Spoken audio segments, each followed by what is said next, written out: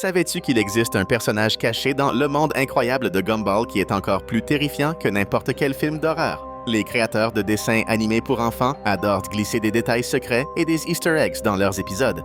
On voit ce genre de choses dans presque tous les films d'animation, mais aussi dans beaucoup de séries animées. Cependant, il est très rare qu'un de ces détails soit aussi sombre et effrayant que ce personnage étrange de Gumball, que tu n'as peut-être jamais remarqué, mais qui t'observait depuis le début, le Monini. Pour découvrir l'histoire derrière cet être interdimensionnel capable de te glacer le sang, reste bien avec nous. Prépare-toi, car ce que tu vas apprendre va littéralement te retourner le cerveau.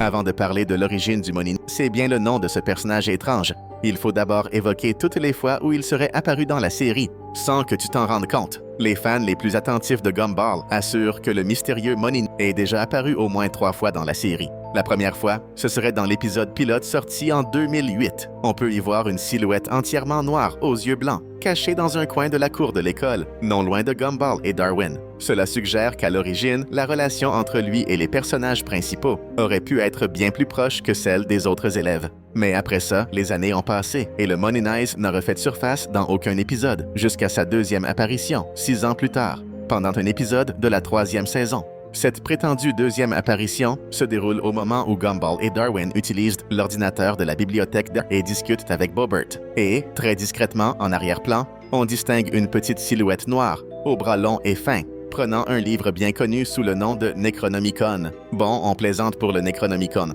mais l'apparition du mystérieux petit personnage, elle, semble belle et bien réelle. La 3e apparition supposée se produirait dans Le Génie, lorsque Anaïs et Gumball discutent avec le cerveau flottant qui résout tout avec logique. Au moment où le décor devient complètement déformé à cause des idées farfelues de Gumball, les fans affirment avoir vu Moninize dans l'une des ombres du couloir, juste derrière Tina Rex et Tobias. Gumball est le genre de dessin animé qui te fait rire du début à la fin, car tous les personnages sont drôles, même ceux qui ne prononcent pas un mot. Certains te font éclater de rire rien qu'en voyant leur tête, comme Banana Joe. Mais même dans le monde incroyable de Gumball, il existe des personnages entourés de mystères, comme l'homme du van, dont on n'a jamais vu le visage, seulement ses yeux blancs, et d'autres qui te donnent carrément des frissons, comme le clown qui apporte un télégramme de Nicole à Darwin et Gumball dans l'épisode Les Procrastinateurs. Mais crois-moi, aucun d'eux n'est aussi terrifiant que Moninize. Mais comment a-t-il été découvert? Et quand est-il apparu pour la première fois? En réalité, il s'agit probablement du personnage le plus ancien de tout le monde incroyable de Gumball.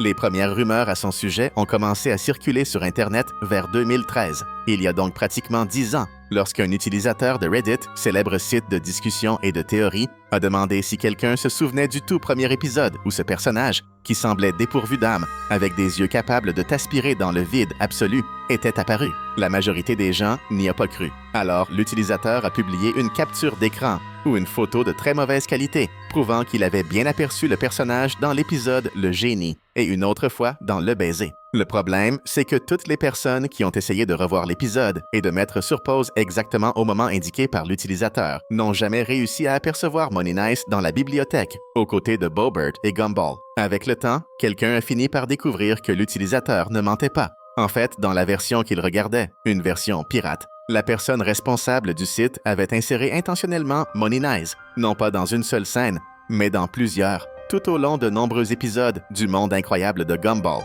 La vraie question est, pourquoi quelqu'un aurait-il ajouté délibérément un personnage qui n'existe pas dans la chronologie officielle du dessin animé? Et surtout, pourquoi choisir un être aussi terrifiant et sinistre? Après une enquête plus approfondie, une vérité surprenante a finalement été découverte. Moninize existe vraiment. Ce que peu de gens savent, c'est qu'en réalité, aucun des personnages du dessin animé Gumball n'a été créé exclusivement pour la série, mais bien avant que Cartoon Network n'envisage de produire l'émission. Car tous ces personnages existaient déjà. Ben Buckley, le créateur de la série, avait imaginé plusieurs personnages pour différents projets, qui ont été abandonnés les uns après les autres. Il les a ensuite conservés dans un tiroir, jusqu'au jour où il s'est rendu compte qu'il avait assez de personnages pour créer son propre dessin animé. C'est d'ailleurs l'une des raisons pour lesquelles les personnages de Gumball sont si différents les uns des autres, puisqu'ils n'avaient jamais été conçus à l'origine pour coexister dans le même univers. C'est alors qu'il a décidé de réaliser l'épisode pilote du monde incroyable de Gumball en 2007, qu'il a ensuite présenté aux producteurs de Cartoon Network dans l'espoir de pouvoir obtenir sa propre série. Et dans cet épisode, on pouvait déjà voir plusieurs personnages qui allaient ensuite faire partie de la série, comme Banana Joe, Hector, Tina, et même une version encore plus terrifiante de Mademoiselle Simian. Le détail intéressant, c'est que d'autres personnages créés par Ben étaient aussi présents, mais n'ont jamais été utilisés par la suite, comme ce gars avec une boîte en carton sur la tête. Et celui-ci, un personnage qui est littéralement une boule noire avec des yeux blancs, des bras et des jambes longs et fins. Exactement. Money Knees était là dès le tout début, dans le tout premier épisode de l'histoire de Gumball. Maintenant, on a un petit conseil pour toi.